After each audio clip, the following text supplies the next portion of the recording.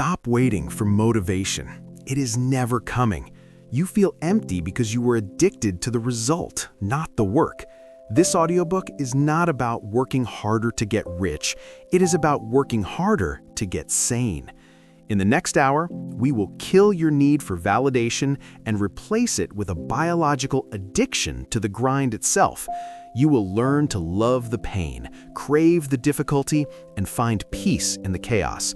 The work is not the means to the end. The work is the end. Let us begin. Chapter 1. Kill the myth of motivation. Stop waiting. Stop looking at the clock. Stop checking your phone for a sign. Stop hoping for that sudden lightning bolt of energy to strike you. It is not coming.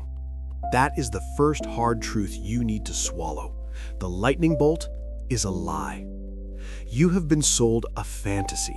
Society, social media, and mediocre advice have infected your brain with a virus called motivation. You believe that in order to do great work, you must feel like doing great work. You believe that productivity is a mood. You believe that high achievers wake up every single morning bursting with excitement to grind. That is a lie. High achievers are tired. High achievers are stressed. High achievers are often bored, but they work anyway. That is the key. The myth of motivation is the single greatest killer of dreams in human history. It convinces you that your inaction is valid because you just aren't feeling it today. It gives you a permission slip to be average. You have a choice. You can keep waiting for a feeling that might show up once a month, or you can build a system that works every single day. Let's look at the biological truth. Motivation is nothing more than a chemical spike. It is a fleeting surge of dopamine and adrenaline. It is a biological weather pattern. Relying on motivation to build your life is like relying on the wind to build a house. You cannot build a foundation on something that disappears when the sun goes down. Motivation is fickle. Motivation is unreliable. Motivation is for amateurs. Discipline, however, is a structural constant. Discipline is not a chemical, it is a mechanical function. It is a binary code. Did you do it? Yes or no? The amateur waits for inspiration. The amateur sits at the desk, stares at the screen, and waits for the vibes to be right. They wait for the stars to align. They treat their work like art that requires a muse. The professional treats their work like a bricklayer building a wall. The bricklayer does not ask if he feels inspired to lay the brick. He does not ask if the brick aligns with his chakra. He picks up the brick, he lays the brick, he repeats the process until the wall is built. Amateurs wait, professionals execute. Write that down in your mind. Brand it onto your subconscious. Amateurs wait, professionals execute. You might be thinking, but I need energy to start. I need to feel good to perform well. No, you have the equation backwards. This is the psychological reversal that will change your life. Most people believe the sequence is feeling, then action. I feel good, therefore I do the work. This is wrong. This is biologically incorrect. The true sequence is action, then feeling. I do the work, therefore I start to feel good. Motion creates emotion. Say it with me. Motion creates emotion. You do not smile because you are happy. Often, you become happy because you force a smile. You do not go to the gym because you feel energetic. You feel energetic because you went to the gym. You are waiting for the fire to start before you add the wood. That is not how physics works. You have to add the fuel, the action, the grind, the movement to create the heat. The hardest part of any task is the first 2 minutes. It is the cold start.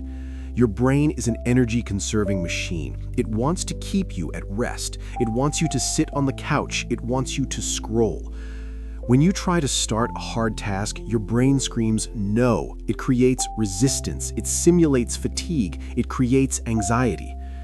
This is the barrier. Most people hit this barrier and back down. They think, oh, I must not be ready. You don't need to be ready. You just need to move. Ignore your brain. Ignore your feelings. Your feelings are not facts. Your feelings are suggestions, and often they are bad suggestions. When you sit down to work and you feel heavy, sluggish, and uninspired, good, that is the signal. That is the trigger. Do it anyway. Force your hands to move. Force your legs to stand. Force the pen to hit the paper. The moment you take mechanical action, you send a signal to your nervous system, we are moving. And then a miracle happens. 5 minutes in, the resistance fades. 10 minutes in, the focus sharpens. 20 minutes in, you are in the flow. You have generated the energy you were waiting for. Feelings follow action. You do not control your feelings directly. You cannot just command yourself to feel motivated, but you can control your muscles. You can command your hands to work. You can command your feet to move. By controlling the action, you indirectly control the feeling. That is the loop. That is the secret. Stop asking yourself, do I feel like doing this? It's a stupid question. The answer will almost always be no. Ask yourself instead, what needs to be done? The professional disconnects their performance from their emotional state. It does not matter if you are sad. It does not matter if you are tired. It does not matter if you are heartbroken. The work remains. The standard remains. If you only work when you feel good, you will never compete with the person who works every day regardless of how they feel. Consistency is the ultimate weapon, and you cannot be consistent if you are dependent on motivation. Motivation is a fair-weather friend. Discipline is your loyal soldier. You must kill the myth. Kill the idea that you are supposed to enjoy the start. You are not supposed to enjoy it. You are supposed to endure it. Think about a rocket ship leaving the atmosphere. The massive amount of fuel, the shaking, the pressure, the noise, that all happens in the first few minutes. It takes massive energy to break gravity, but once it breaks orbit, it glides. Your work is the same. The grind is simply the energy required to break the gravity of your own laziness. If you stop waiting for it to be easy, it becomes possible. If you stop waiting to want to do it, you become unstoppable. You don't need their permission. You don't need the universe's permission. You don't need your own brain's permission. Override the system. Look at your life right now. Look at the projects half finished. Look at the goals you wrote down in January that are collecting dust. Why are they there? Because you waited. You waited for the right time. You waited for the mood. The right time is a myth. The mood is a trap. There is only the work. Amateurs wait. Professionals execute. From this moment forward, remove the word motivation from your vocabulary. Replace it with discipline. Replace it with requirement. When you wake up tomorrow, do not check in with your feelings. Do not do a body scan to see if you have energy. Just move.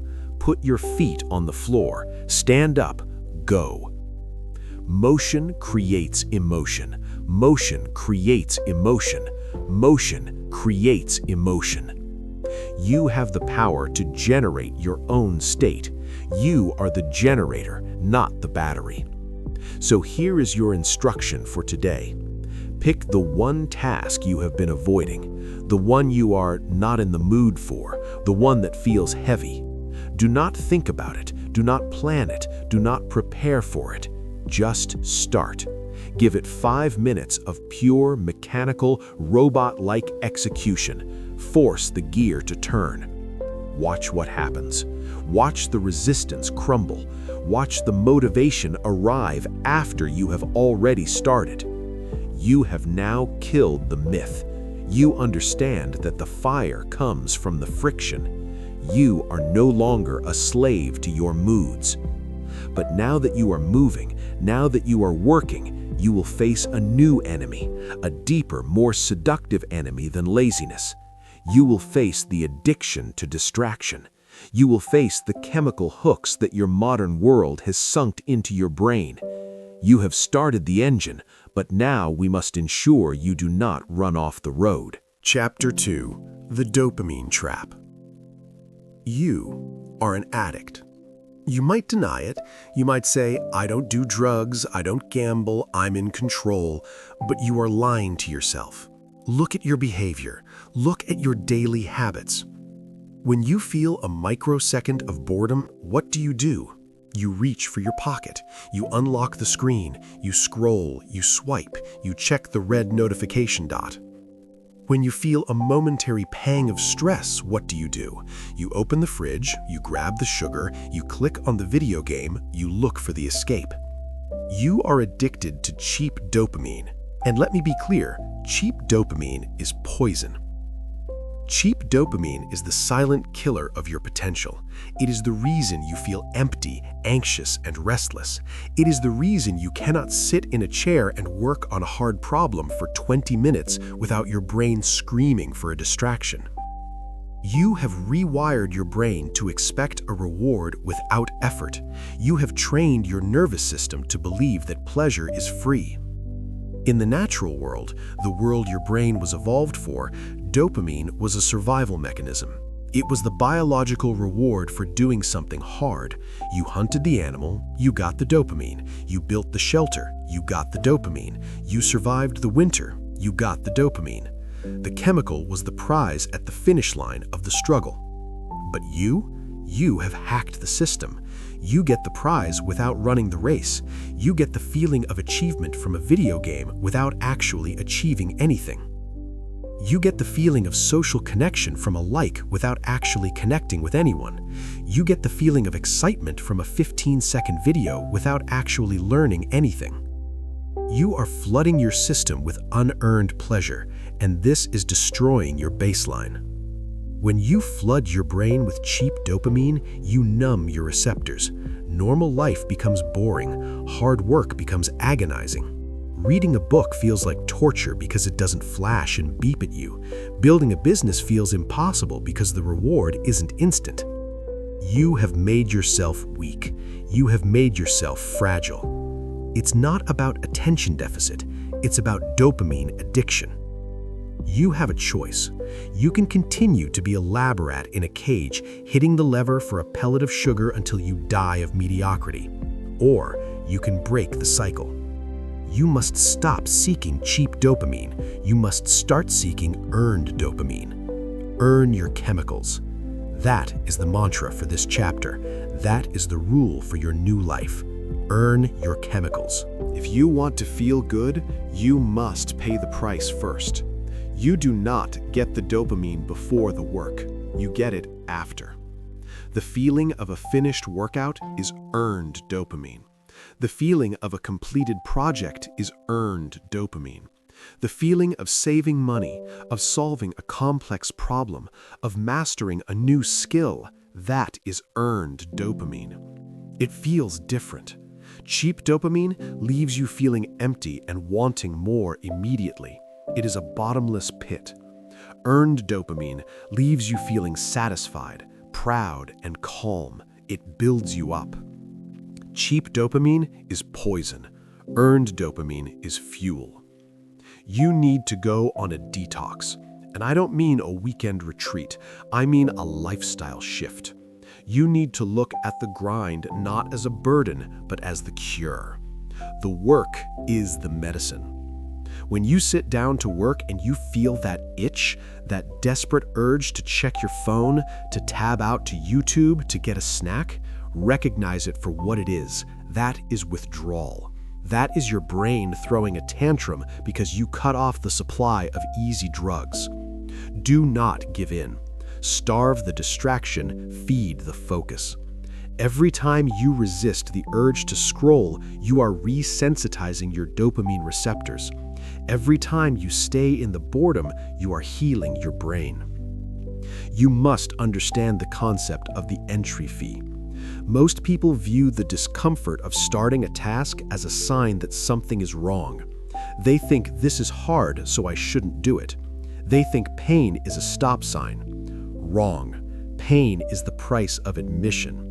The discomfort you feel when you start a hard task, that agitation, that friction, is the entry fee for a higher state of consciousness. It is the toll you must pay to enter the zone of high performance. If you are not willing to pay the entry fee, you do not get to see the show. You want the focus? Pay the fee. You want the success? Pay the fee. You want the pride? Pay the fee. The fee is paid in focus. The fee is paid in resisting the urge to quit. That's the key. You have to stay in the pocket of discomfort long enough for your brain to switch gears. Cheap dopamine is the exit door. It is the way out of the discomfort. It is the coward's way out. When you reach for the phone, you are saying, I am too weak to handle this discomfort. I am too weak to handle this difficulty. Don't be weak. Be the master of your own attention. Starve the distraction, feed the focus. You don't need their permission to disconnect. You don't need to be available 24/7. The world will not end if you do not reply to that text for 3 hours. The world will not end if you miss the latest trending news.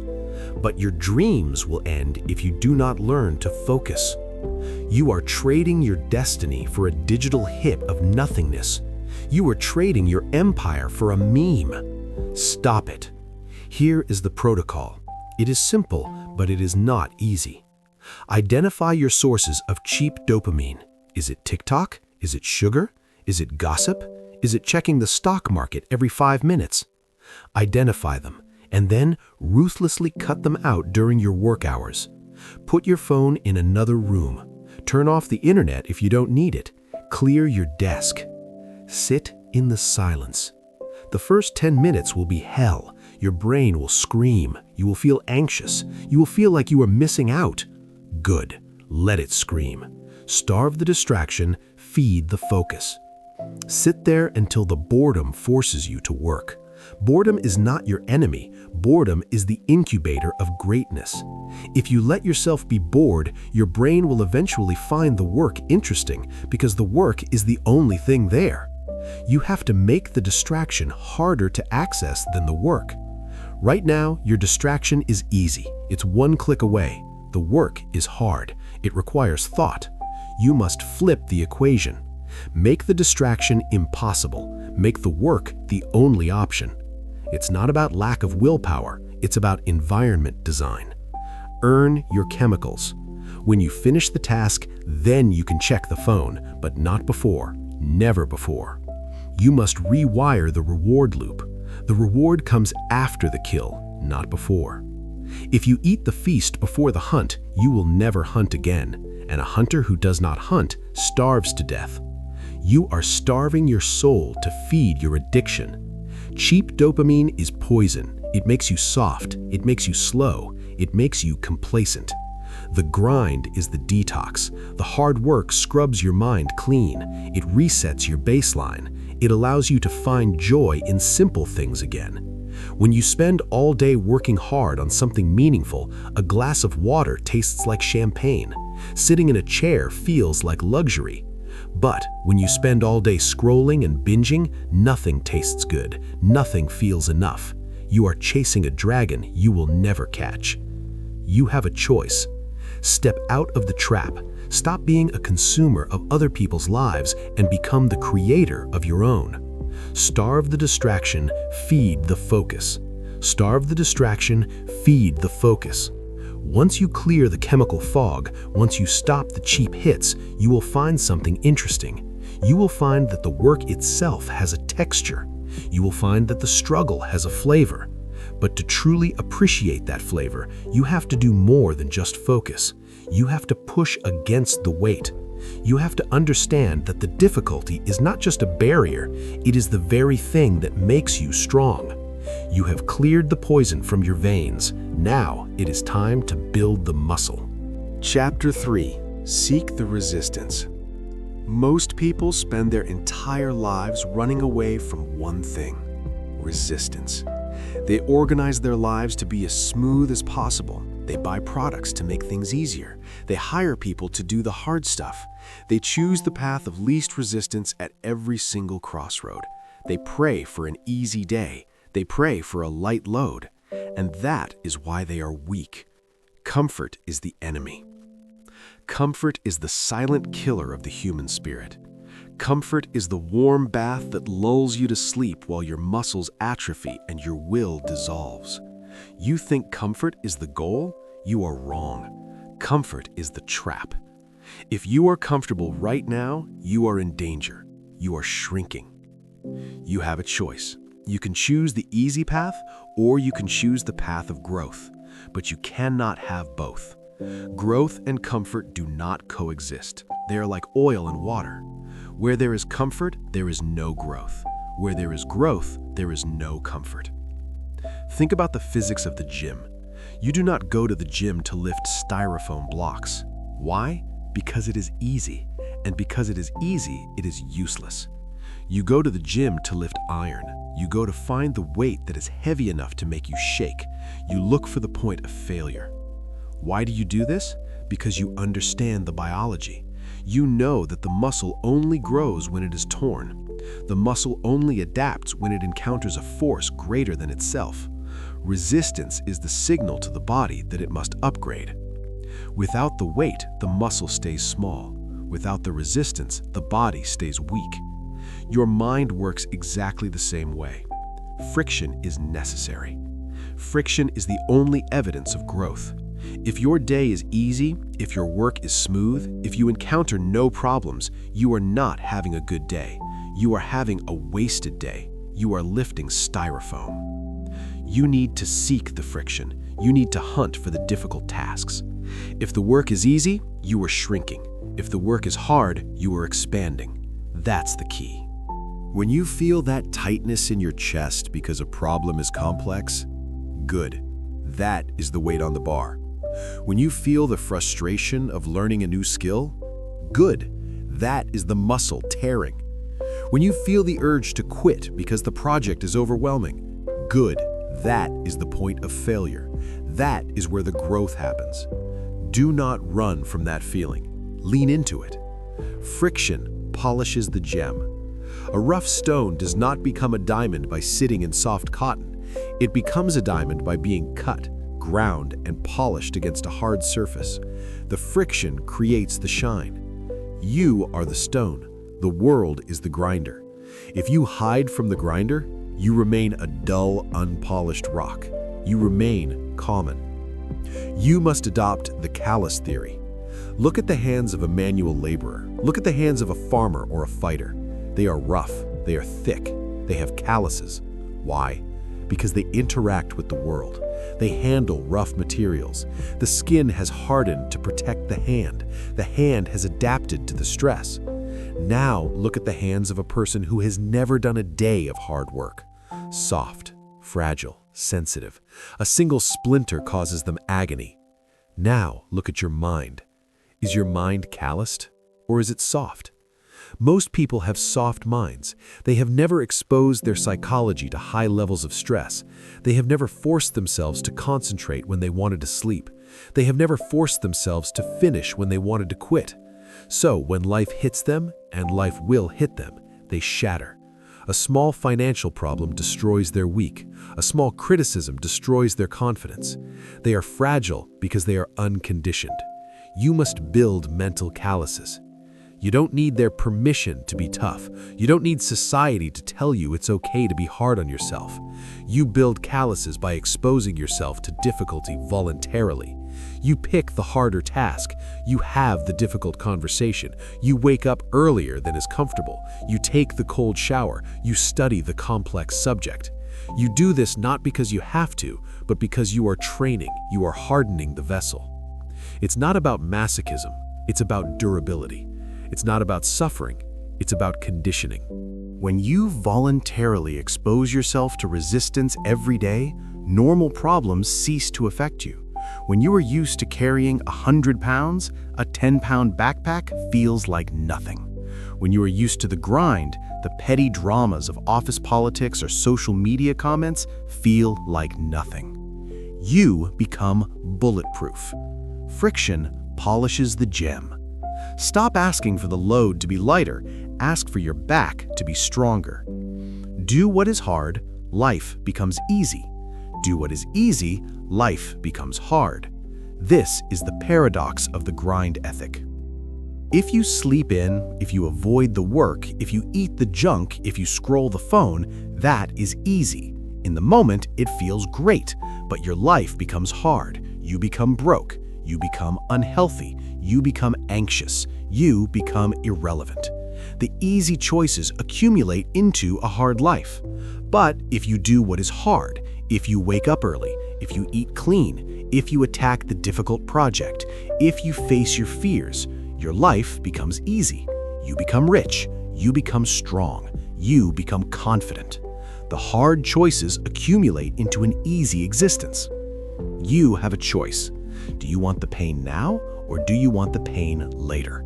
The pain of discipline weighs ounces. The pain of regret weighs tons. You are going to experience pain either way. Choose your pain. Seek the resistance. When you walk into your office or your studio or your gym, look for the thing that scares you. Look for the thing that makes you say, I don't want to do that. That is your compass. That fear is pointing you directly toward the growth. If you're a writer, write the scene that intimidates you. If you're a salesperson, call the client who rejected you. If you're an athlete, run the hill that makes you vomit. Go where the resistance is highest. Friction polishes the gem. Friction polishes the gem. Friction polishes the gem. Do not be the person who navigates around the obstacle. Be the person who goes through it. Every time you overcome resistance, you deposit equity into your self-esteem bank account. You prove to yourself that you are capable. You prove to yourself that you are a force of nature. Nobody can give you confidence. You cannot buy confidence. You cannot get confidence from a book or a motivational video. Confidence comes from the evidence of overcoming resistance. I did that hard thing, therefore I can do the next hard thing. That is the only way to build a self. So here's your instruction. Stop filtering your life for ease. Stop looking for the hack. Stop looking for the shortcut. The shortcut is a lie. The shortcut leads to a dead end. The long way, the hard way, is the only way. Embrace the suck. Embrace the grind. When the resistance hits you, when the fatigue sets in, when the doubt creeps into your mind, smile. Smile and say, found it.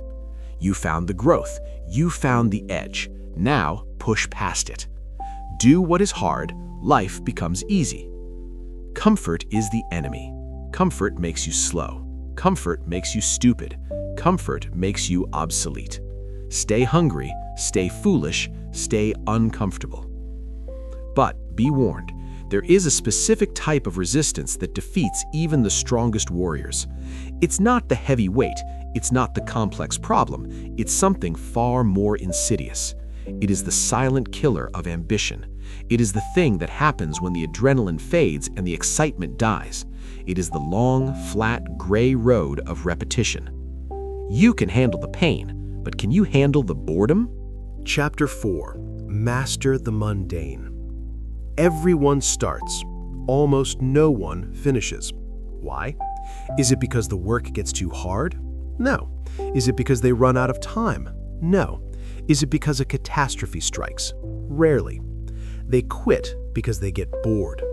They quit because the excitement fades. They quit because the new car smell of the goal evaporates, and all that is left is the gray, flat, endless road of repetition.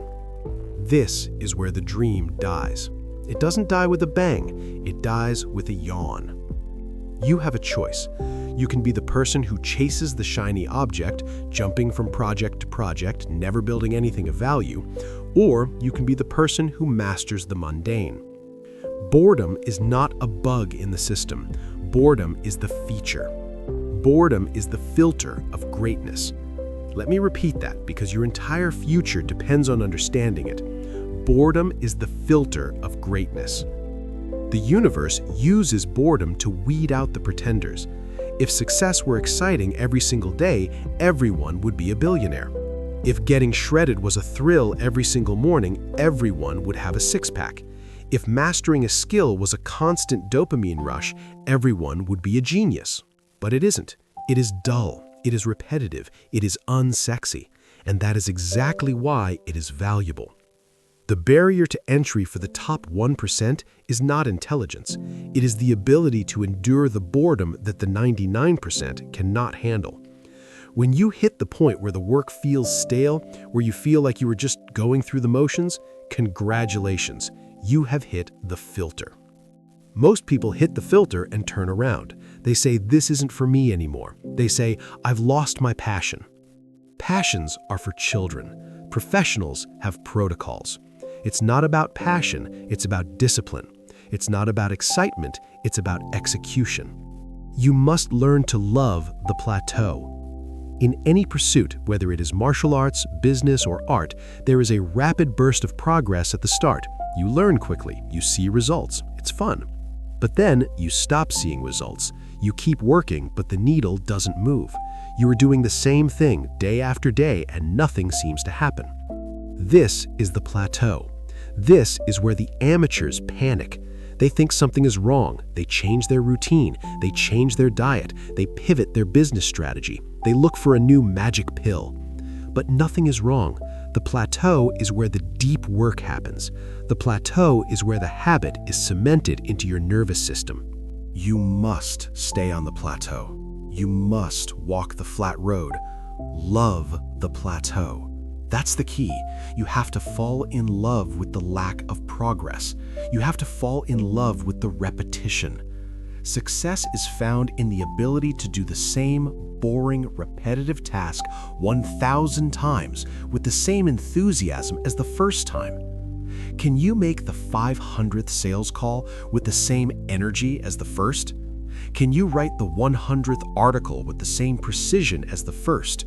Can you do the same basic drill in the gym for the 10th year in a row with perfect form? If you can, you win. If you can't, you lose. It is that binary. Consistency creates miracles. We look at successful people and we think they have a secret. We think they are doing something complex. We think they have access to a magic strategy. You look at the Olympic swimmer and you see the gold medal. You don't see the 4 years of staring at the black line on the bottom of the pool, back and forth in total silence. You look at the CEO and you see the IPO. You don't see the 10 years of reviewing the same spreadsheets, managing the same personnel issues, and putting out the same fires every single day. They didn't win because they were excited. They won because they didn't quit when they were bored. Boredom is the filter of greatness. So, how do you survive the boredom? How do you keep going when your brain is screaming for novelty? You must ritualize the repetition. You must transform the chore into a practice.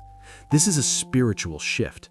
It is a shift from I have to do this to I get to master this.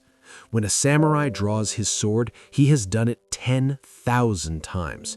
He does not say, oh, this again? I'm bored of drawing the sword. No, he draws it with total presence. He looks for the micro improvement. He looks for the perfect economy of motion. He finds the universe in the details. You must find the zen in the spreadsheet. You must find the meditation in the email response. Stop looking at the repetition as a burden. Look at it as a chance to perfect your craft. If you are bored, it means you are not paying close enough attention. If you think the task is too simple, you are missing the nuance. There is always a deeper level of efficiency. There is always a smoother way to execute. You don't need their permission to be obsessive. The world will tell you to take a break. The world will tell you to spice things up. Ignore them. They are broke. They are average. They are addicted to the new. You are addicted to the mastery. Consistency creates miracles. Water is soft, rock is hard, but if water drips on the rock day after day, year after year in the exact same spot, the rock breaks. The water wins. Not through force, but through persistence. Not through excitement, but through repetition. Be the water. When you wake up and realize you have to do the exact same thing you did yesterday, do not sigh, do not roll your eyes. Say, good. Say, another rep. Say, another opportunity to sharpen the blade. It's not about entertainment, it's about effectiveness. We live in an entertainment culture. We demand that our work entertains us. We demand that our exercise entertains us. We demand that our food entertains us. Stop demanding entertainment. Start demanding results. The most effective fat loss diet is boring, chicken and broccoli. The most effective wealth-building strategy is boring. Spend less than you earn and invest the difference for 30 years. The most effective work strategy is boring. Focus on one thing for 4 hours a day. The results are exciting. The process is boring. You have to decide what you want. Do you want to be entertained or do you want to be successful? You cannot have both. Consistency creates miracles. Consistency creates miracles. Consistency creates miracles. Embrace the mundane. Master the mundane. The person who can sit in a room and do the work while everyone else is running around looking for a party is the person who ends up owning the building. Let the others have the fun. Let the others have the variety. Let the others have the balance. You have the work. Love the plateau. When you stop fighting the boredom, a strange thing happens. You find peace. The anxiety of what should I be doing disappears. You know what you should be doing, the same thing you did yesterday. There is a quiet confidence in repetition. There is a solidity in routine. You become unshakable. You have built the muscle. You have cleared the dopamine addiction. You have learned to love the boredom. You are becoming a machine. But now a new danger arises. You are doing the work, you are grinding, but your ego wants a reward. Your ego wants to tell people about it. Your ego wants the post about the grind. Your ego wants the applause before the victory. This is the trap of the loudmouth. This is the trap of the validation seeker. You have mastered the mundane. Now you must master your own mouth. Chapter 5. Work in the dark. The first rule of the grind is simple. You do not talk about the grind. You are leaking energy. Every time you open your mouth to tell someone what you are going to do, you are losing the power to actually do it. Stop talking. Stop announcing. Stop posting. We live in a culture of performative success. You see it every day. People posting pictures of their laptops with coffee at 6 a.m. People posting selfies at the gym with captions about the hustle. People announcing on Facebook that they are starting a new journey. It is all noise. It is all weakness. When you announce your plans, you are seeking validation for work you have not yet done. You are begging for applause before the curtain has even gone up. And here is the biological trap. When you tell someone your goal and they say, "Wow, that's great, good for you," your brain releases dopamine. You get the chemical reward of achievement. You feel good. You feel accomplished. But you haven't done anything. You haven't lifted a finger. You have tricked your brain into thinking the work is done. And because your brain feels satisfied, your motivation evaporates. The hunger dies. You killed your own dream with your big mouth. You have a choice. You can have the dopamine of the announcement, or you can have the dopamine of the result. You cannot have both. Build in silence. That's the key. Real power is silent. Real work is invisible until it is finished. Think about a predator in the wild. Does the lion roar before it hunts? Does it announce its strategy to the gazelle? No. It moves in silence. It stays in the grass. It strikes without warning. The roar comes after the kill. You are roaring before you have even started running. You are alerting the world to your mediocrity. You must embrace the silence of success. If you are truly working hard, you do not have time to update your status. If you are truly grinding, you do not have the energy to curate a perfect Instagram story about how hard you are grinding. If you are filming the work, you are not working. You are performing. You are an actor playing the role of a hustler. Stop performing. Start producing. You don't need their permission to disappear. You don't need their likes to validate your existence. It's not about visibility. It's about victory. I am giving you a command. I want you to enter the shadow period. This is a non-negotiable phase of your transformation. For the next 6 months, you are going to go dark. You are going to ghost the world. No announcements, no big things coming posts, no telling your friends about your $1 million idea, no telling your family about your weight loss plan. Just do the work. When they ask what you are up to, you say, just working. Give them nothing. Starve their curiosity. Keep the energy inside the container. The shadow period is terrifying for most people. They are terrified of being forgotten. They think, if I don't post, people will think I'm doing nothing. People will think I'm a failure. Let them think that. Let them think you are lost. Let them think you are lazy. Let them think you fell off. Their opinion is irrelevant. Their opinion does not pay your bills. Their opinion does not build your body. Let them talk. You work. Build in silence. The shadow period is where you forge your character. When there is no audience, you find out who you really are. When there is no applause, you find out if you really love the game. Can you work when no one is watching? Can you grind when there is no pat on the back? Can you push yourself when the lights are off? If you can, you are dangerous. If you need the audience, you are weak. Stop talking, start doing. Imagine the pressure building up inside a boiler. If you keep opening the valve to let off steam, by talking, by bragging, by complaining, the pressure never gets high enough to move the engine. Shut the valve. Keep the pressure inside. Let it build. Let the frustration build. Let the obsession build. Use that internal pressure to drive the piston of action. Your results will speak for you. You do not need to tell people you are getting in shape.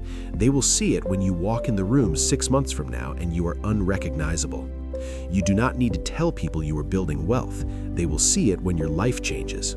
You do not need to tell people you are smart. They will hear it when you speak. Words are cheap. Everyone has words. Everyone has a plan. Everyone has a vision. Results are rare. Results are the only currency that matters. Build in silence. During this shadow period, you will be lonely. Good. You need to be lonely. You need to disconnect from the hive mind. You need to stop downloading the thoughts of others and start uploading your own effort. Delete the apps. Cancel the social events that do not serve you. Lock the door. This is your laboratory. This is your training camp. Do not come out until you have something to show. And when you do come out, when you finally reveal what you've been working on, it will hit the world like a sledgehammer. The shock of your transformation will be 10 times more powerful because they didn't see it coming. They didn't see the daily updates. They didn't see the progress pics. One day, you were one thing. The next day, you are something else entirely. That is how you command respect. That is how you create mystique. People respect what they cannot understand. They will not understand how you did it. They will ask, how did this happen? You won't have to answer. Your presence will be the answer. Your results will speak for you. Stop trying to prove yourself with words. Stop trying to win arguments. Stop trying to convince people that your plan is going to work. You are wasting your breath. The world doesn't care about your plan. The world doesn't care about your potential. The world only cares about what is done. So go into the dark. Turn off the lights. Pull the blinds. Put your head down. There is a peace in the darkness. There's no comparison in the dark. You can't see what others are doing, so you don't care. You are only racing against yourself. In the dark, it is just you and the task, you and the iron, you and the page. Build in silence, build in silence, build in silence. Make a pact with yourself right now.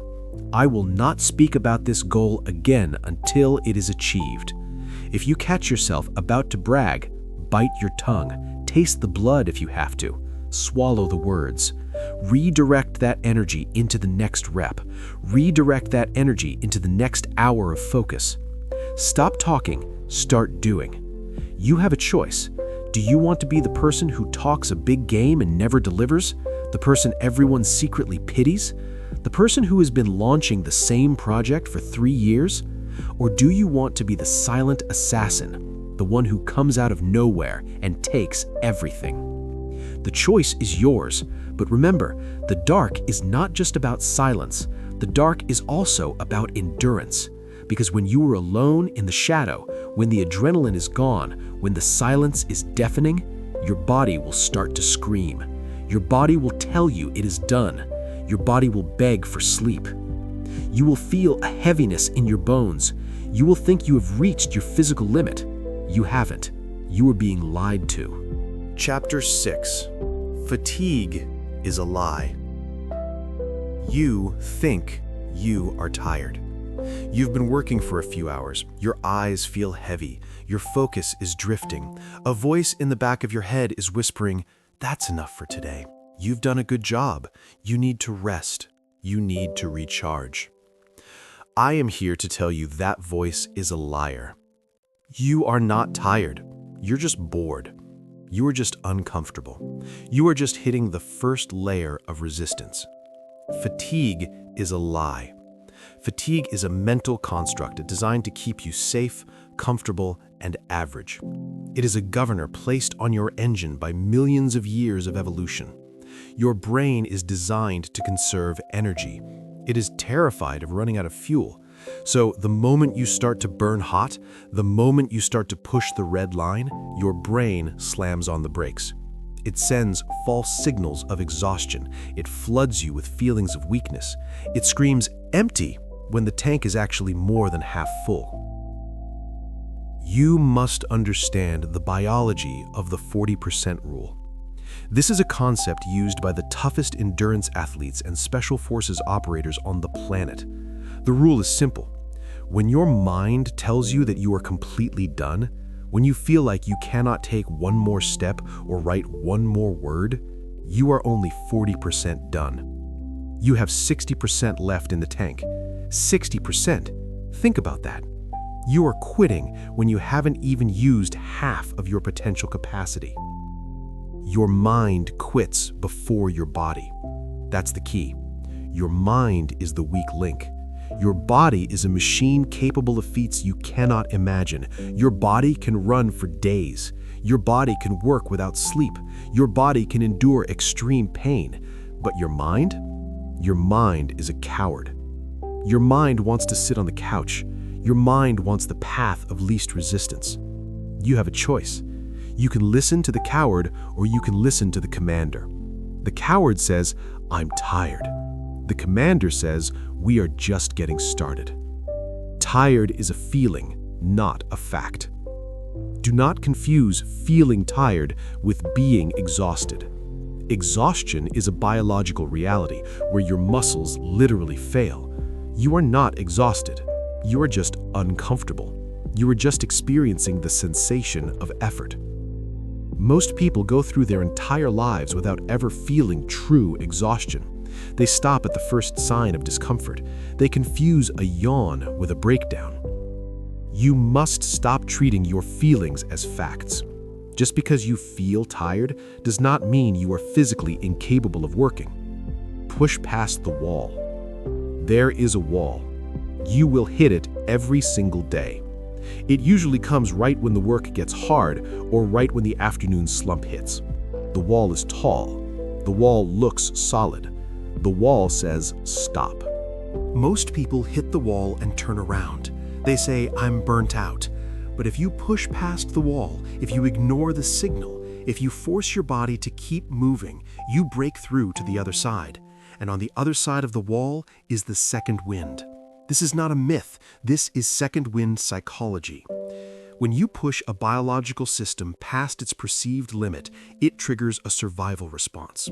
Your body realizes, oh, he isn't stopping. He is ignoring the warning lights. We must be in a life or death situation. And so your body unlocks the reserve tanks. It releases adrenaline. It releases endorphins. It sharpens your focus. You suddenly find a clarity and an energy that wasn't there 10 minutes ago. You feel a surge of power. The fatigue vanishes. But you only get the second wind if you refuse to stop at the first sign of fatigue. You have to earn the reserve tank. You have to prove to your body that you are serious. You don't need their permission to be a machine. You don't need society's permission to work long hours. Society will tell you about burnout. Society will tell you to pace yourself. Society is soft. Society is terrified of effort. It's not about burnout, it's about breakthrough. Burnout does not come from working too hard. Burnout comes from working on things you hate or working without a purpose. When you are on the grind, when you are building your legacy, hard work is regenerative. The more energy you spend, the more energy you get. It is a paradox. If you sit around all day doing nothing, you will feel lethargic. You will feel tired. Why? Because your engine is cold. But if you move, if you run, if you build, you generate energy. Your mind quits before your body. Stop negotiating with yourself. When the fatigue sets in, do not enter a debate. Do not say, should I take a nap? Should I stop for coffee? The moment you start debating, you lose. The coward in your brain is a master debater. It will convince you that you deserve a break. It will convince you that you will work better tomorrow. That is a lie. You will not work better tomorrow. You will be weaker tomorrow because you quit today. The moment the thought, I'm tired, enters your mind, attack it, label it. That is the 40% signal. That is the lie. Then double your speed. If you are running and you feel tired, run faster. If you are reading and your eyes blur, read with more intensity. If you are working and your brain fogs, type harder. Attack the fatigue, dominate the weakness, push past the wall. You have to find out where your actual limit is, and I promise you it is miles beyond where you think it is. You are driving a Ferrari, but you are driving it like a golf cart. You are terrified of the red line. Hit the gas, see what the engine can do. You will be amazed. You will find that you can function on less sleep than you thought. You can focus for longer than you thought. You can endure more stress than you thought. Tired is a feeling, not a fact. Tired is a feeling, not a fact. Tired is a feeling, not a fact. Make that your mantra. When the eyelids droop, tired is a feeling, not a fact. When the legs burn, tired is a feeling, not a fact. You are a biological organism designed for survival in harsh conditions. You were designed to hunt for days. You were designed to build shelters in the rain. You were designed to fight predators. Do you think your ancestors stopped hunting because they were a little sleepy? No, they hunted or they died. You have lost that edge. You have become domesticated. Reclaim your primal endurance. The grind ethic demands that you ignore the dashboard, smash the governor. When you are done, you will know you are done because the task is finished. You do not stop when you are tired. You stop when you are done. There is a massive difference. Amateurs stop when they feel pain. Professionals stop when the job is complete. Be the professional. Your mind quits before your body, so fire your mind. Let your discipline take over. Let your habits take over. Once you realize that fatigue is a phantom, that it is a smokescreen, the world opens up. You realize you have hours of productivity that everyone else is sleeping through. You have a competitive advantage that no one can touch. While they are resting, you are working. While they are recharging, you are attacking. You have smashed the 40% barrier. You have found the second wind. You have unlimited energy at your disposal. Now what are you going to do with it? You have the energy, now you need the output. You need to stop worrying about making one perfect thing and start focusing on making 1,000 things. You have the fuel, now you need to drive the miles.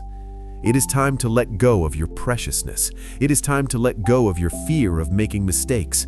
It is time to flood the market with your effort. Chapter 7. Volume over perfection. You are hiding. You tell yourself you have high standards. You tell yourself you are a perfectionist. You tell yourself that you care too much about quality to release something that isn't ready. I am calling your bluff. Perfectionism is not a virtue. Perfectionism is fear in a tuxedo. Perfectionism is just procrastination with a fancy name. You are not polishing your work because you want it to be great. You are polishing it because you are terrified of being judged. You are terrified of shipping. You are terrified of the reality of the marketplace. As long as the project is in progress, it is safe. As long as the book is being written, it cannot be criticized. As long as the business is in the planning phase, it cannot fail. But it also cannot live. You have a choice. You can be perfect and invisible, or you can be imperfect and impactful. Done is better than perfect. Write that on your wall. Tattoo it on your arm. Done is better than perfect. Why? Because perfect does not exist. It is a horizon line that moves further away the closer you get to it. You will never reach it. And while you are chasing this ghost, while you are tweaking the font size, while you are re-recording the audio for the 10th time, someone else is eating your lunch. Someone else, someone less talented than you, someone less smart than you, is winning. Why? Because they shipped, they put it out there, they accepted good enough and moved on to the next thing. Execution is the only reality. Ideas are smoke, plans are vapors, intentions are nothing. The only thing that exists in the physical world is what you have executed. A mediocre product that is on the shelf is infinitely more valuable than a perfect product that is in your head. A messy draft is infinitely more valuable than a blank page. You cannot improve what does not exist. That's the key. You are trying to edit a ghost. You are trying to optimize zero. You need to produce. You need to create a mess. You need to generate volume. Quantity produces quality. This sounds counterintuitive. You've been taught quality over quantity. That is advice for consumers, not creators. For creators, quantity is the path to quality. Let me tell you the parable of the pottery class. A ceramics teacher divided his class into two groups. Group A was the quantity group. They would be graded solely on the weight of the pots they produced. If they made 50 pounds of pots, they got an A. They didn't have to be good pots, they just had to be heavy.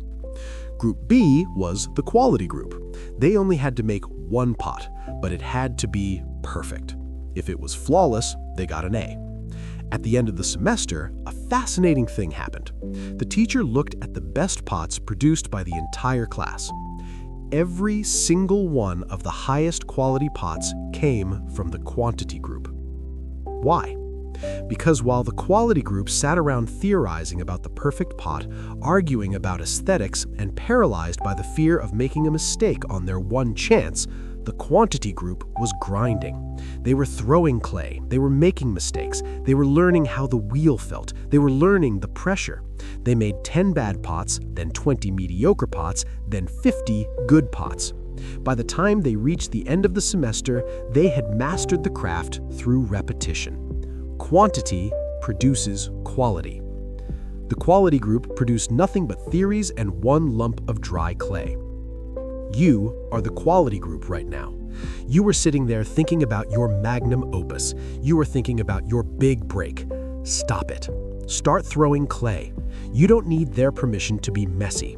You don't need the world's permission to make a bad video or write a bad chapter or launch a buggy product. Make it bad. Just make it. This is the iteration cycle. You cannot learn without data. You cannot get data without shipping. If you write one article a year, you learn one lesson a year. If you write one article a day, you learn 365 lessons a year. Who wins in the long run? The person with the higher volume, the person with the faster iteration cycle. It's not about talent, it's about math. The more shots you take, the more likely you are to score. The more content you produce, the sharper your voice becomes. The more sales calls you make, the better your pitch becomes. You are waiting for the perfect swing before you hit the ball. No, swing the bat. Swing it 1,000 times. The swing will perfect itself through the friction of the air. Execution is the only reality. Look at the greatest artists, entrepreneurs, and creators in history. Look at Picasso. He didn't just paint Guernica. He produced an estimated 50,000 artworks in his life. 50,000! Most of them you have never seen. Most of them were practice. Most of them were volume. But because he produced volume, he found the masterpieces. You are trying to paint a masterpiece on your first try. That is arrogance. That is ego. Humble yourself. Admit that your first attempt will be trash. Admit that your first 10 attempts will be trash. So what? Produce the trash so you can get to the treasure. You must embrace the vomit draft. When you start a task, your goal is not to do it well. Your goal is to do it fast. Vomit the words on the page. Throw the code on the screen. Get the raw material out of your head and into the world. Once it is out there, once it exists, then you can edit it. Then you can refine it. Then you can apply your high standards. But you cannot steer a parked car. Get the car moving. Done is better than perfect. The market does not reward perfection. The market rewards speed and consistency. The market rewards the person who shows up every day. Perfectionism makes you slow. Perfectionism makes you stiff. Perfectionism misses the window of opportunity. While you are perfecting your business card, your competitor is selling the product. While you are perfecting your logo, your competitor is closing the deal. Who cares if the logo is ugly? Cash the check. You have a choice. Do you want to be a critic or do you want to be a creator? Critics are obsessed with perfection. They sit in the stands and point out flaws. They say, "Oh, that wasn't done quite right." They feel superior because they can spot a mistake. But the critic is broke. The critic is forgotten. The critic creates nothing. The creator is in the arena. The creator is covered in sweat and dust. The creator is making mistakes. The creator is failing forward. But the creator owns the world. Execution is the only reality. Execution is the only reality. Execution is the only reality. Stop planning. Planning is seductive. Planning feels like work. You get the highlighters, the notebooks, the vision boards. It feels productive. It is not productive. It is masturbation. Productive is output. Productive is a shipped unit. Productive is a published file. If you end the day and you have not produced something tangible, you have failed. I don't care how much you thought about it. Quantity produces quality. So here is your instruction. Lower the bar. Yes, I said it. Lower the bar for the first draft. Give yourself permission to suck. Give yourself permission to be average. Just finish the rep. Do not leave the chair until the version is done. It doesn't have to be the final version. It just has to be a version. This liberates you. The pressure drops. The anxiety fades. If it doesn't have to be perfect, you can just do it. And a strange thing happens. When you stop trying to be perfect, you often become excellent. You get out of your own way. You flow. You tap into your instinct rather than your neuroses. Speed creates its own quality. When you move fast, you don't have time to doubt yourself. You don't have time to second guess. You bypass the insecure part of your brain. So flood the zone. Flood the world with your work. Overwhelm the resistance with sheer volume. Be the potter who makes 50 pounds of pots. Let the others agonize over their one precious piece. You will be miles ahead while they are still arguing about the shape of the handle. But listen to me closely. Volume is not just about what you make. It is about who you become. Every time you finish something, you cast a vote for a new identity. Every time you ship, you are telling yourself, I am a producer. This leads us to the deepest transformation of all. It is not just about what you do, it is about the fundamental definition of who you are. You are not your thoughts, you are not your feelings, you are not your potential. Chapter 8. You are what you do. Who are you? If I asked you that question right now, what would you say? You would probably give me a title. You would say, I'm a writer. I'm an entrepreneur. I'm an athlete. I am a good person. I'm here to tell you that you are lying. You are not your title. You are not your bio. You are not your past achievements. You are what you do, right now, today. If you call yourself a writer, but you did not write today, you are not a writer. You are someone who used to write. You are a hobbyist with a delusion. If you call yourself an entrepreneur, but you did not pitch, sell, or build today, you are not an entrepreneur. You are unemployed with a business card. If you call yourself an athlete, but you sat on the couch today, you are not an athlete. You are a spectator. This is the cold, hard reality of identity shifting. Most people treat their identity like a diploma. They think once they earn the title, they get to keep it forever on the wall. They think, I wrote a book 5 years ago, so I am an author. Wrong. Identity is fluid. Identity is liquid. It evaporates every single night. You are not a noun. You are a verb. You have a choice. You can live in the museum of your past, polishing your old trophies and talking about the glory days. Or you can live in the arena of the present, where the only thing that matters is your current output. Yesterday does not matter. That's the key. What you did yesterday is irrelevant. Did you crush your workout yesterday? Good. Does it make you fit today? No.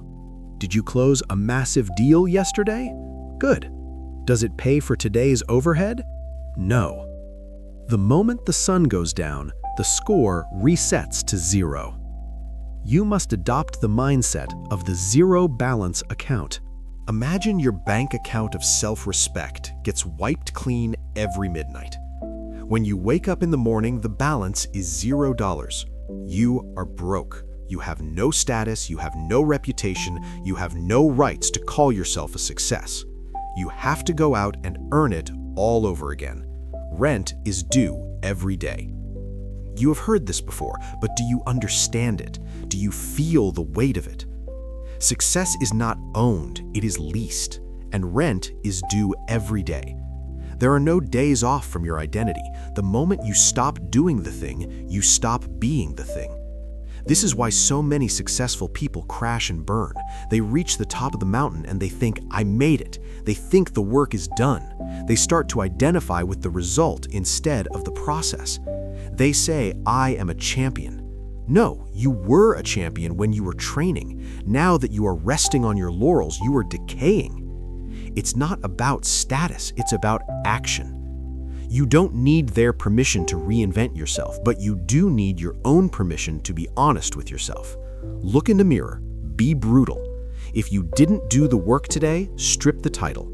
Do not call yourself a hustler if you spent 4 hours on TikTok. Do not call yourself a provider if you are not providing. Re-earn your name. Every morning you wake up as a ghost. You are nobody. You have to put on the armor, you have to pick up the tool, you have to engage in the action that defines you. By the time you go to sleep, you have earned the right to the title. You have paid the rent. But then you wake up and the rent collector is back at the door. This sounds exhausting to the average person. The average person wants a finish line. They want to make it so they can stop working. But you are not average. You are here for the grind. For the grinder, this lack of permanence is not a burden, it is a gift. Why? Because it keeps you honest, it keeps you hungry, it kills the ego. The ego loves to live in the past. The ego loves to say, do you know who I am? Do you know what I did 10 years ago? The grind says, I don't care. What have you done today? Yesterday doesn't matter. If you failed yesterday, good news. Yesterday is gone. It doesn't count against you today. You start at 0, you can win today. If you succeeded yesterday, bad news. Yesterday is gone. It doesn't count for you today. You start at 0, you must win again. This keeps you present. It keeps you focused on the immediate execution. You are what you do. If you act courageously, you are courageous. If you act cowardly, you are a coward. It doesn't matter what you feel inside. It doesn't matter what your intentions are. The universe judges you by your hands, not your heart. Re-earn your name. Stop resting on your potential. Potential is just a nice word for haven't done it yet. Potential is worthless. Kinetic energy is everything. You have a choice. Do you want to be a has-been? A has-been is someone whose identity is anchored in the past. They tell the same stories. They wear the same old varsity jacket. They are tragic figures. Or do you want to be a is-being? Someone who is actively, violently, currently engaged in the process of creation. Rent is due every day. Pay it. Do not let a single sun set without paying your debt to your own potential. When you adopt this philosophy, you become dangerous.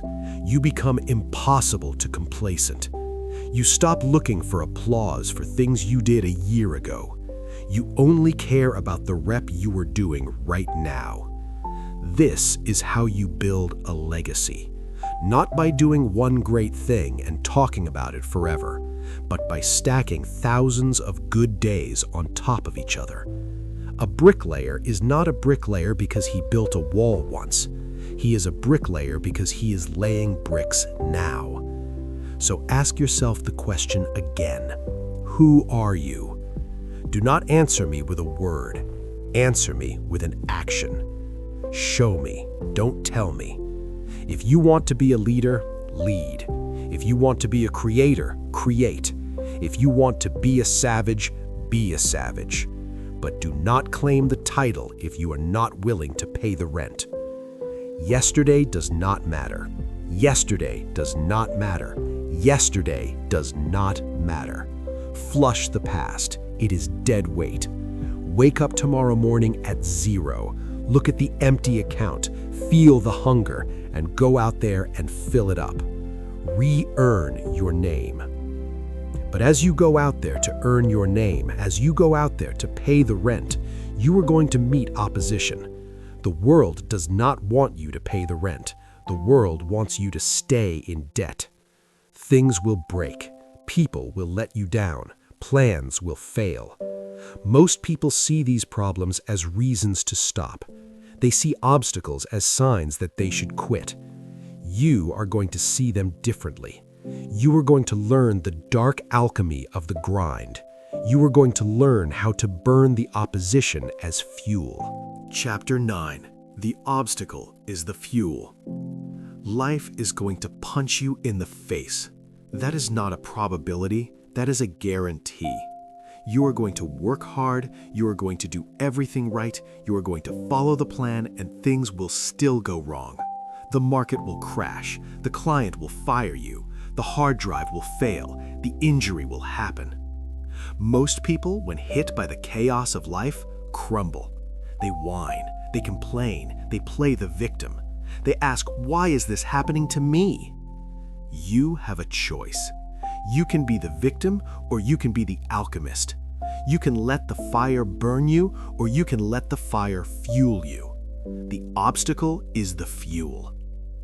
We live in a world of toxic positivity. You are told to think positive.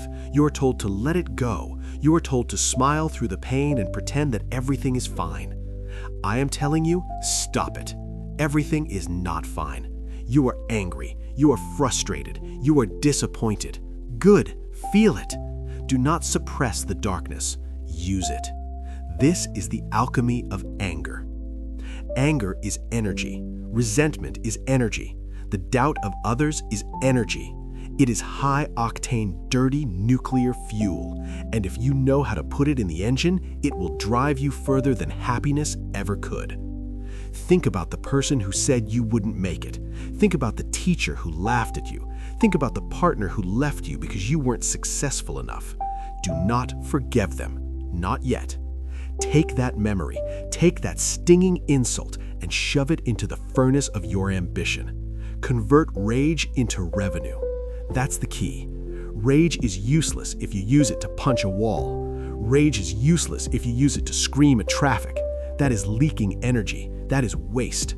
But if you take that rage and channel it into your work, if you sit down at the keyboard with a chip on your shoulder and type until your fingers bleed, if you go into the gym and lift the weight with the intention of destroying your old self, that is power. You don't need their permission to be angry. You don't need society's permission to be competitive. It's not about vengeance. It's about velocity. Use the chip on your shoulder to move faster. Prove them wrong, not with your words, remember, silence, but with your insurmountable success. The obstacle is the way. This is the ancient wisdom of the Stoics, and it is the operating system of the grinder. The thing that stands in your way becomes the way. The boulder blocking the path is not a nuisance, it is a climbing wall. It is a test of your strength. You need to install the reframing technique into your brain immediately. From this moment on, whenever something bad happens, whenever you face a setback, a failure, or a disaster, your immediate automatic response must be one single word: good. You lost the deal? Good. It frees up resources to find a better client.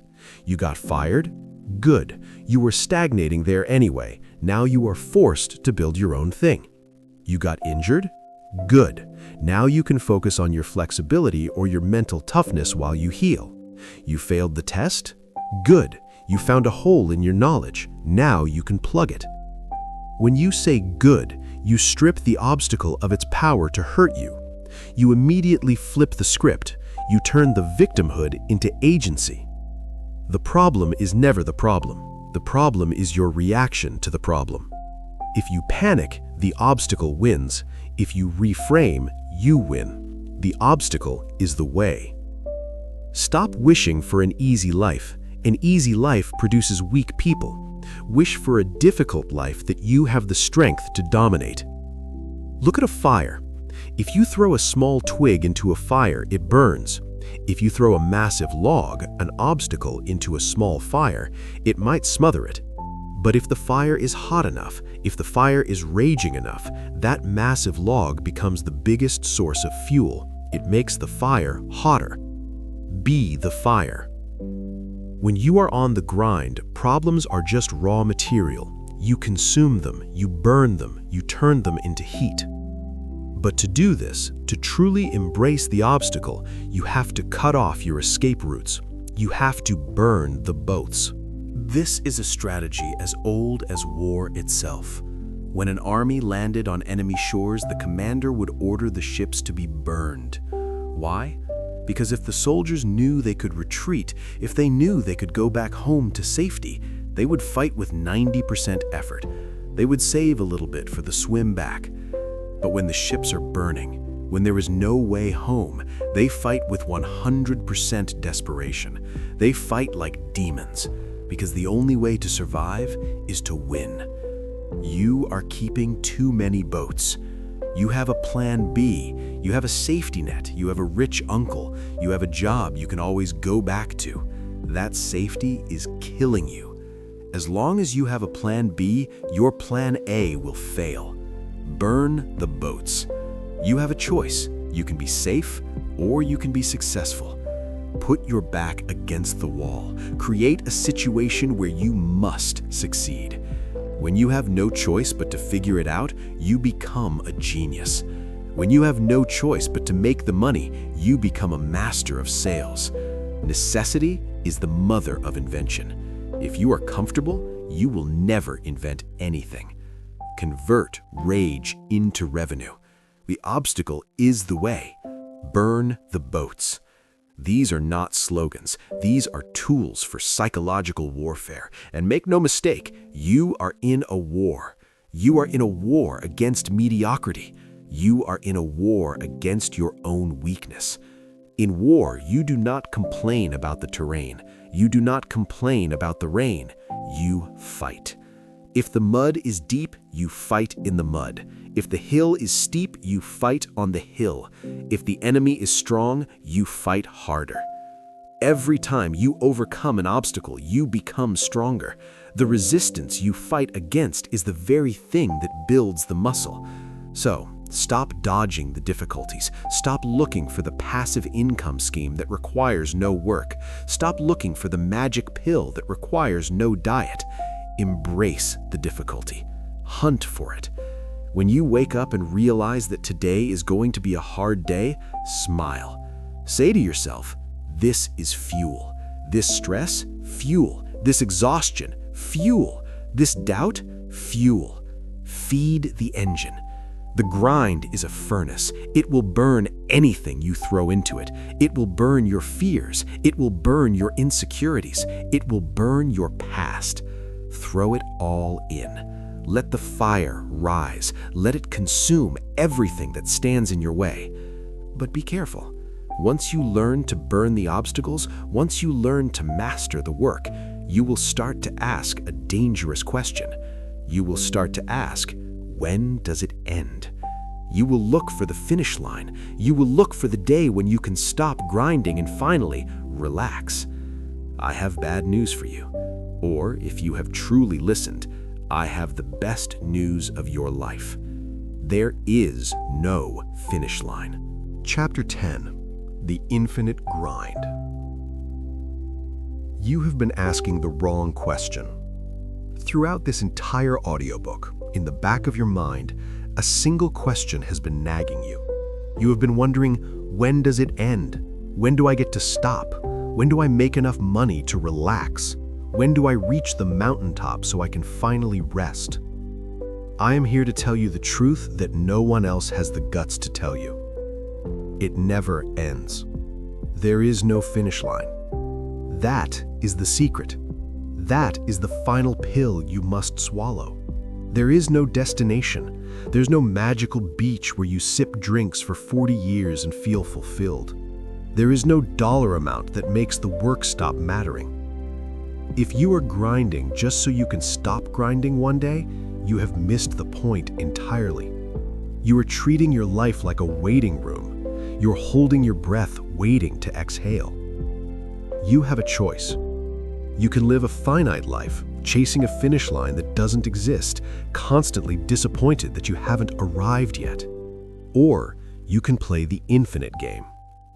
The infinite grind is not a prison sentence. It is a liberation. Once you accept that there is no finish line, the pressure dissolves. You stop rushing. You stop looking for shortcuts. You realize that the purpose of the game is not to win and go home. The purpose of the game is to keep playing. To stop grinding is to begin dying. Look at nature. Look at biology. Does a tree reach a certain height and say, "Okay, I made it, time to stop growing"?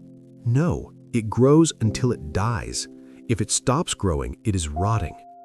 Does a lion catch a gazelle and say, "I have enough food for today, I will never hunt again"? No, it hunts again tomorrow. Humans are designed for struggle. We are engineered by evolution to solve problems, to overcome obstacles, to build, to hunt, to expand. When you remove the struggle, you remove the purpose. Look at the people who made it. Look at the people who retired early to a life of pure leisure. Are they happy? Are they fulfilled? No, they're miserable. They're bored. They're depressed. They rot. Their bodies decay because they stop moving. Their minds decay because they stop solving problems. Retirement is a modern delusion. It is a waiting room for the grave. You don't need their permission to work until the day you die. You don't need society's permission to reject the idea of a golden age of doing nothing. The grind is the golden age. The work is the highest form of leisure. That's the key. You have to reframe what leisure means. Leisure is not sitting on a couch watching other people live. Leisure is the freedom to choose your struggle. The slave works because he has to. The master works because he chooses to. When you fall in love with the process, the work becomes the reward. The reward for good work is more work. Let that sink in. If you are a great athlete, what is your reward? You get to play against tougher opponents. You get to play more games. If you are a great CEO, what is your reward? You get bigger problems to solve. You get more responsibility. The amateur thinks this is a punishment. The professional knows this is the prize. You want the bigger burden. You want the heavier weight. Why? Because it proves you are strong enough to carry it. The reward for good work is more work. If you make $1 million, the goal is not to buy a Ferrari and sleep until noon. The goal is to use that million to build a $10 million project. The goal is to see how far you can push your potential. Capacities are like muscles. If you don't use them, you lose them. You have a choice. Do you want to rust out, or do you want to wear out? I choose to wear out. I choose to be used up. I choose to arrive at my deathbed completely empty, knowing I gave everything I had, that I left nothing in the tank. That is the philosophy of the infinite grind. There is no finish line. Stop looking for the exit. The exit is death. Until then, you are in the arena. This shifts your focus from the result to the character. If the goal is a result, like a car or a house, then once you get it, the motivation dies. But if the goal is a character, to be disciplined, to be dangerous, to be a builder, then the motivation never dies, because you can always be better. You can always be sharper. Fall in love with the process. It's not about the trophy, it's about the training. The trophy collects dust. The training builds the man. When you wake up in the morning, do not ask, how much longer do I have to do this? Ask, how far can I take this? How good can I get? How much can I produce? How much value can I add? The limit does not exist. You are the only one putting a ceiling on your life. You are the one saying, I'll be happy when. Stop postponing your happiness. Be happy now. Be happy in the sweat. Be happy in the stress. Be happy in the late nights. You are alive. You are capable. You are in the fight. That is a privilege. Most people are sleepwalking through life, terrified of effort, addicted to comfort. You are awake. You are alive to the struggle. There is no finish line. This means you can stop being anxious about falling behind. You cannot fall behind in a race that has no end. You are just on your own path, at your own pace. It means you can stop comparing yourself to others. They are running a different race. They are running toward a cliff edge of retirement. You are running toward infinity. Fall in love with the process. When you love the drilling, you don't care if you strike oil. But ironically, because you love the drilling, you will strike oil more than anyone else. And when you do strike oil, when the money pours in, when the fame comes, you won't stop. You won't change. You won't lose your mind. You will simply wipe your brow, smile, and start drilling the next hole. Because you are not an oil tycoon. You are a driller. That is who you are. You are what you do, and what you do is grind forever. This is not a curse. This is the ultimate blessing. It gives you a reason to get out of bed every single morning for the rest of your life. It gives you a shield against the void. It gives you a weapon against decay. The infinite grind is the fountain of youth. So, look at the path ahead of you. It is steep. It is rocky. It goes up into the clouds and disappears. You cannot see the top. Good. If you could see the top, it would be too small. The reward for good work is more work. There is no finish line.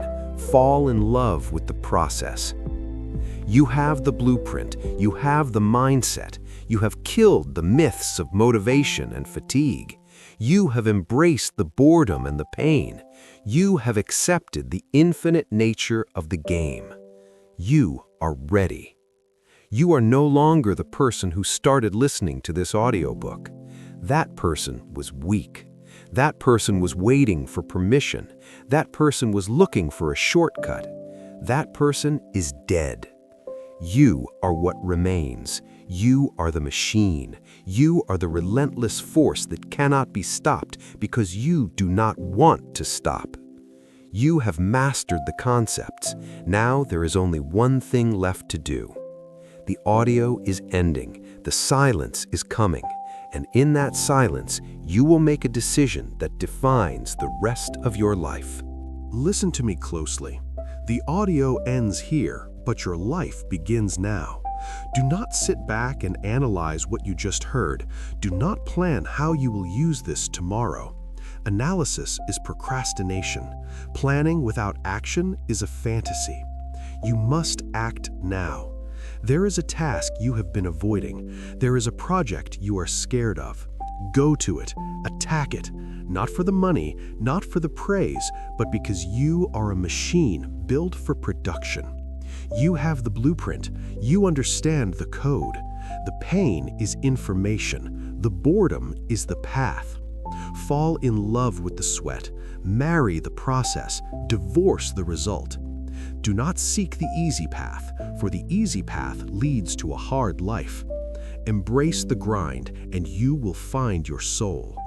Now, turn this off, put your phone away, and get to work.